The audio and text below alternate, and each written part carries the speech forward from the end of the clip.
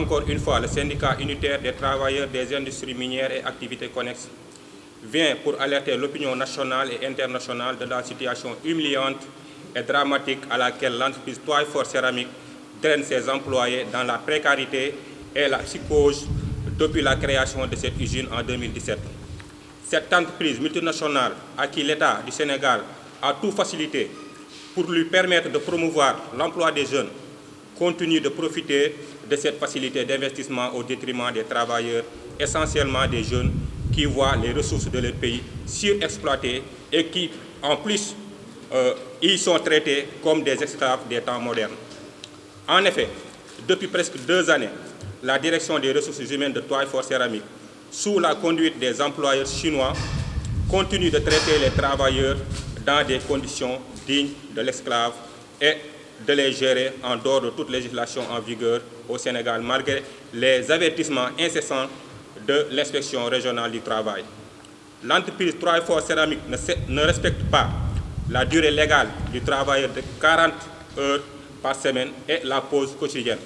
Chaque employé travaille pendant une durée de 12 heures par jour, sans arrêt et sans pause. Les normes relatives aux conditions sanitaires, sécuritaires et de protection des travailleurs, conditions de travail d'une extrême pénibilité, travailleurs en position de debout durant 12 heures.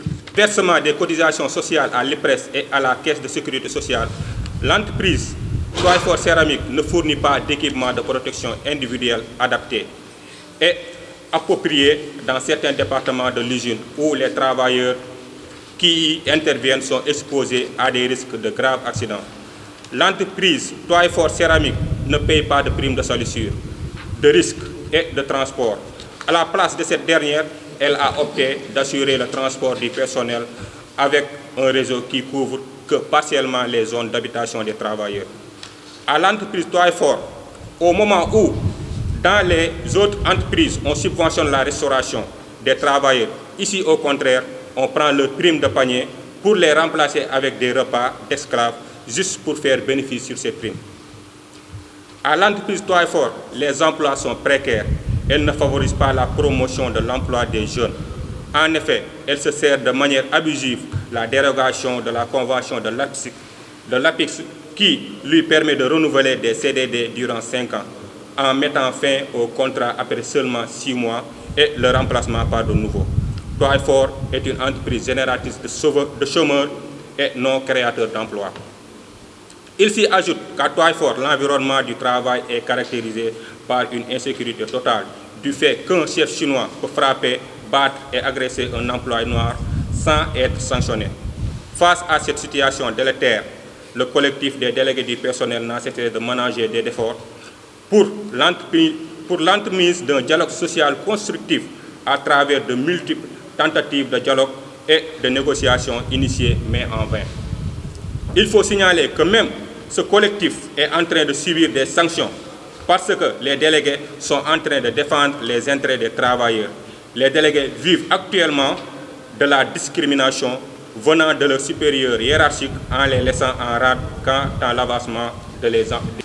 Et pour couronner le tout, la direction est sur le point de ne pas renouveler les contrats des délégués en prétextant que certains d'entre eux ne font pas leur travail, ce qui est totalement contraire à la réalité. La vérité est que le fait que les délégués assurent le rôle n'arrange pas la direction, donc il faut les supprimer. Trop, c'est trop. Et le CITIMAC, syndicat d'affiliation de la quasi-totalité des travailleurs de Twyford, a déposé un préavis de grève qui va expirer le 12 avril 2021.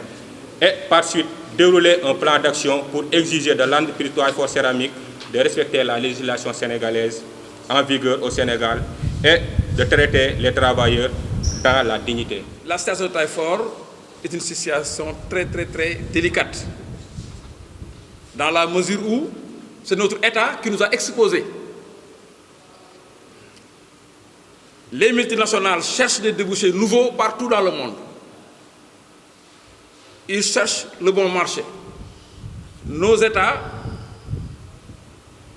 mettent en place des lois qui incitent peut-être des investisseurs à venir, mais ces lois dominent encore et mettent les travailleurs sénégalais dans la situation de pauvreté, mais également dans la situation d'esclavage. C'est de ça qu'il s'agit. Vous prenez le cas réel ici de Taïfort, où au moment où le président, dans son programme émergent, parle d'employabilité des jeunes et création d'emplois, à Taïfort, quand on est instruit, on t'élimine. On cherche à éliminer les gens instruits pour qu'ils ne prennent pas la parole, alors que le travail décent exige l'emploi dans la liberté. Ce que nous dénonçons, nous, en tant que centrale syndicale, il faut que les Sénégalais soient instruits, occupent des postes de responsabilité, travaillent pour leur peuple, pour gérer leur dignité. Ça, c'est le contraire de ce qui se passe au niveau de Taïfort, et nous dénonçons. Le deuxième point est important, je parle des lois.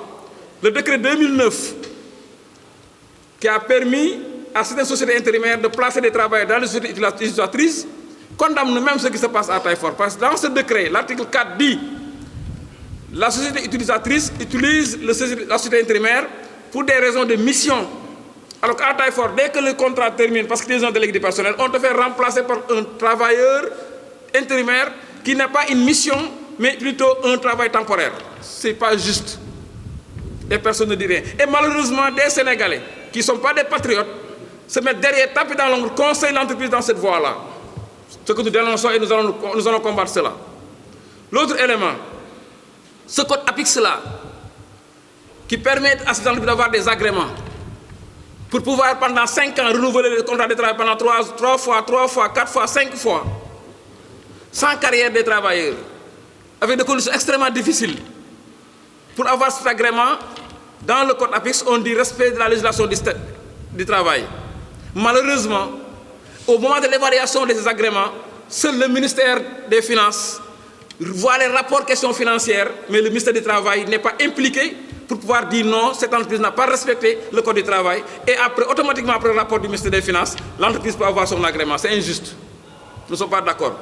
Ils investissent, nous sommes d'accord. On les incite à investir, mais qu'on respecte le code du travail sénégalais. Effectivement, Taïfort a des points focaux à la présidence de la République. Vous nous avez parlé tout à l'heure d'une institution de dialogue social. On n'y croit pas, parce que c'est une institution de parti prise. Nous avons besoin de démocratie, nous avons besoin de sang juste, nous avons besoin de sincérité dans les rapports, et ça n'existe pas. Ce qui fait que Taïfort ose pointer le doigt à ces travailleurs-là. Bouki, su ñemee dañ ko déey. Ni ce qui se passe, il y a des gens derrière, mais nous sommes prêts à les affronter.